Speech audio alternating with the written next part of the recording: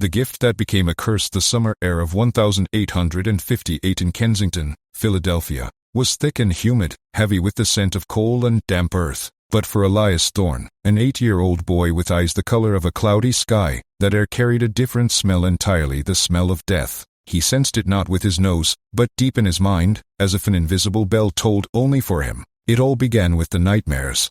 Elias would wake up in a cold sweat, screaming about the lady who froze or the man crushed by a wheel. At first, his parents, Mary and Henry, dismissed it as childish fears until reality began to catch up. A week after one such nightmare, a small notice in the paper reported a woman found in a pond, her body covered in ice despite the sweltering heat. Elias had described her dress, the color of the ribbons in her hair, and even a tiny mole on her cheek, details he couldn't possibly have known. His father, Henry, a city clerk, was shaken but still held on to doubt. The next incident was even more chilling. Elias woke up gasping for air, and spoke of a butcher dragged into his own machinery. He described not just the death, but the man's final thoughts, his fear that his family would be left destitute. 2 days later, Henry learned with a sickening dread that a butcher from a nearby block had indeed died in that exact manner. This time, there was no room for doubt. Elias's gift was not just a nightmare, it was a connection to death itself. Mary, his mother, a devout and superstitious woman, saw it as a sinister omen. She believed Elias was possessed or cursed. She prayed for days on end, burned sage in the house, and hung amulets on the doors. But Henry, a practical man shaped by a century of science and progress, sought a different explanation. He believed it was some rare, undiscovered illness. Word of the ghost boy spread quickly through Kensington. Neighbors whispered, children on the street taunted Elias, and some even threw stones at him. Fear and isolation became a constant part of his life. The boy stopped smiling. His pale eyes, which had always seemed too old for his age, were now completely devoid of joy. It was at this point that Henry stumbled upon a name that he believed could be their salvation: Drive. Alastair Finch, a renowned surgeon and anatomist at the Philadelphia Medical Academy. Finch was famous for his innovative methods and his willingness to investigate the rarest, most inexplicable cases. He wasn't just a doctor. He was a man in pursuit of knowledge, who believed that even in the darkest manifestations of the human body, the light of science could be found. Henry wrote Drive, Finch a detailed letter, describing his son's nightmares and their gruesome coincidences. To his surprise, the response came back quickly and was filled with enthusiasm. Drive. Finch wasn't frightened, he was intrigued. He invited the Thorne family to the academy for an examination, promising not only confidentiality but a potential path to a cure. For Henry and Mary, it was a beacon of hope. They gathered their savings, packed their few belongings, and set off for the heart of the city, to that grand and foreboding building that they believed would save them. They did not know that the academy was not a place of healing for those like Elias. It was a place where he was not a patient, but a rare, unique specimen to be studied. And Drive, Finch didn't just want to cure him, he wanted to use his gift to achieve his own monstrous ends. The sanctum of the surgeon, the Philadelphia Medical Academy, was not what Henry Thorne had imagined. He had pictured a grand, pristine temple of healing. Instead, the carriage pulled up to a sprawling, granite edifice that looked more like a fortress than a hospital. Its towering spires and arched windows were coated in a fine layer of soot, a testament to the city's industrial breath. A permanent shadow seemed to cling to its walls, even on this bright afternoon. As they stepped onto the cold stone steps, Elias instinctively recoiled, clinging to his mother's hand. The air, which had been thick with coal outside, now carried a faint, coppery scent, the undeniable, metallic aroma of blood. Mary saw a flicker of terror in her son's eyes and squeezed his hand, her own faith trembling. The grand oak doors swung open, revealing a cavernous lobby. Marble busts of grim-faced doctors lined the walls, their cold, stone eyes seeming to follow them as they walked. The silence was oppressive, broken only by the echo of their footsteps and the distant, unsettling clatter of metal tools. A young assistant, his face pale and his posture unnaturally stiff, greeted them and led them deeper into the building. They were taken to Drive, Alastair Finch's private study, a room that was both a marvel of scientific ambition and a monument to morbid fascination. The walls were lined with books and charts, but the true centerpiece was a glass cabinet filled with meticulously preserved human organs. A heart suspended in a jar of formaldehyde, its arteries a ghostly white, set beside a brain, its intricate folds a map of an unknown land. Elias stared at them, not with the innocent curiosity of a child, but with a horrifying sense of familiarity. He had seen these organs before, not in glass jars, but in the gruesome details of his nightmares.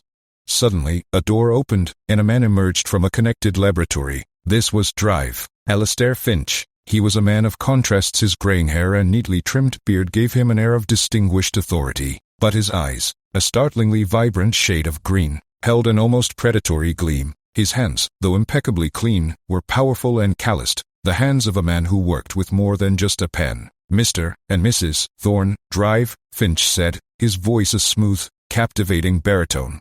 And this must be young Elias. Come, don't be frightened. You are safe here. His words were meant to be reassuring, but they had the opposite effect on Elias. He squeezed his eyes shut, as if trying to block out a sight only he could see. Drive. Finch dismissed his assistant and gestured for the family to sit. He sat opposite them, his intense gaze fixed on Elias. Tell me again, Henry, everything, spare no detail. The nightmares, the descriptions, everything. Henry repeated the story, his voice cracking with emotion. He told Drive, Finch about the woman in the pond, the butcher in the machine, and the countless smaller tragedies Elias had foreseen. He spoke of the isolation and the desperation that had led them to this place.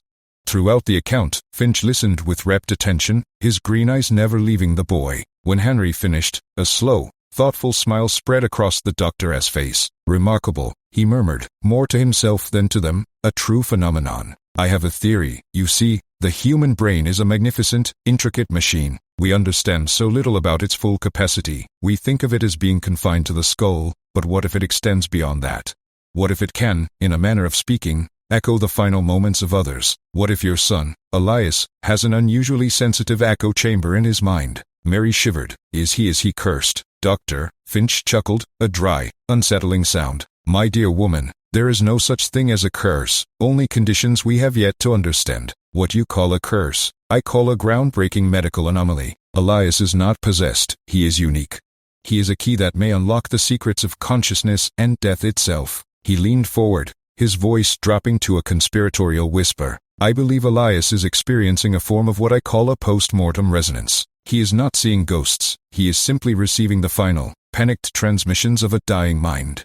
My goal is to understand how this resonance works, and in doing so, to teach him to control it, to turn down the volume of these terrible echoes. Henry felt a surge of relief. Finch's words were the language of science, not superstition. This was the answer he had been looking for. Can you help him, doctor? Can you make it stop? I believe I can, Finch said, a confident glint in his eye. But it will require a full-time commitment. Elias must stay with me, here at the academy.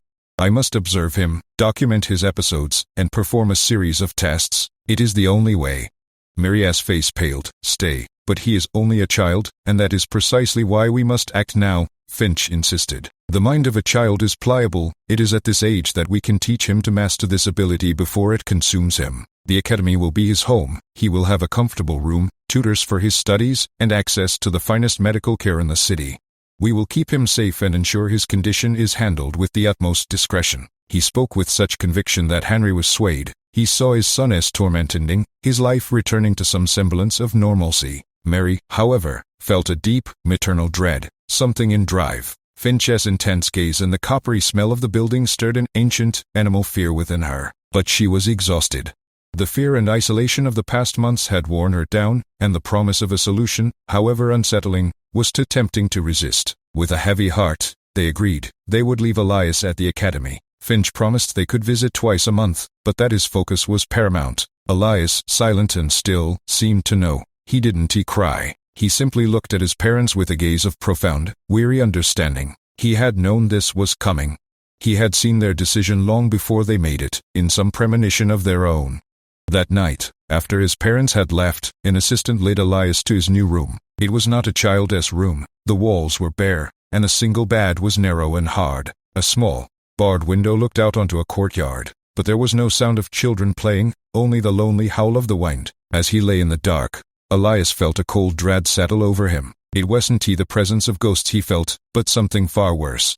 It was the absence of life, a stillness so profound it felt like a grave. He closed his eyes, and a new vision filled his mind. It was not a nightmare of a dead person, but of a living one. He saw the face of the young, pale assistant, his mouth open in a silent scream, and in his dream, a single, sharp sound echoed in his ears, the unmistakable click of a lock turning. He realized with a terrifying clarity that he was trapped. He was no longer a boy to be saved, but an object to be studied. What do you think Elias will discover in the academy's hidden depths? Share your thoughts below, and stay tuned for the next part of this sinister tale.